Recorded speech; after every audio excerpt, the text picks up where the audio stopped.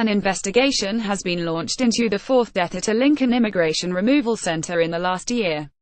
A 27-year-old Iraqi man died at Morton Hall Immigration Removal Center on Sunday morning.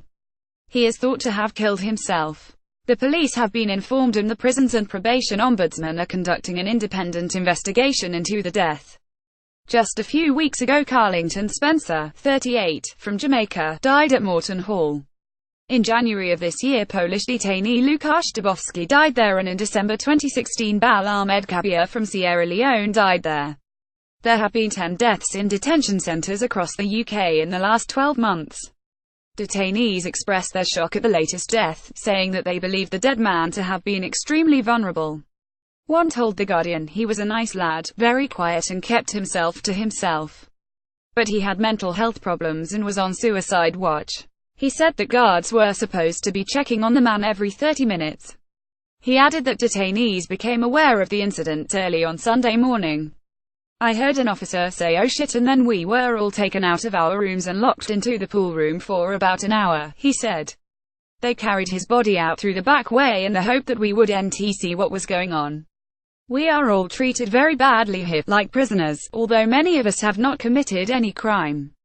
Detention and human rights organizations condemned the latest death. Celia Clark, director of Bid Bail for Immigration Detainees, said, "We are absolutely devastated to learn of yet another death in immigration detention. Be in no doubt that this is the hostile environment in action. People we speak to are desperate and vulnerable.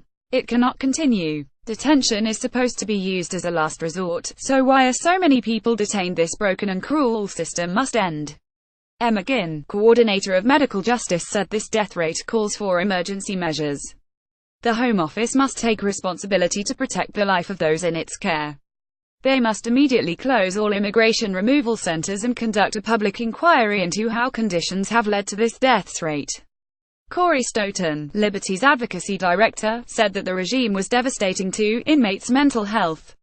"It is completely unnecessary state-sponsored suffering," she said. "We are the only EU country that allows immigration officers to lock people up without any sort of time limit for their release.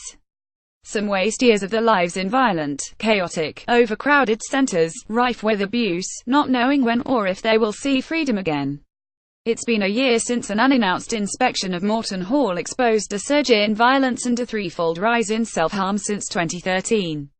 How many more people need to die to make ministers pay attention? The follow-up to the independent review by Stephen Shaw, former Prisons and Probation Ombudsman, into the welfare and detention of vulnerable persons started in September of this year.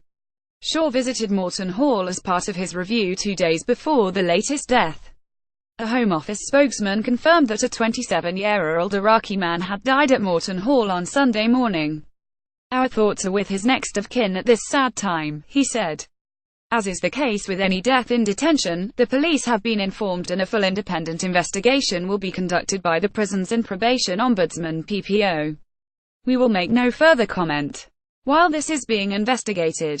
In the UK, Samaritans can be contacted on 116,123. In the US, the National Suicide Prevention Lifeline is 18,2,738,255. In Australia, the Crisis Support Service Lifeline is on 131114. Other international suicide helplines can be found at www.befrienders.org.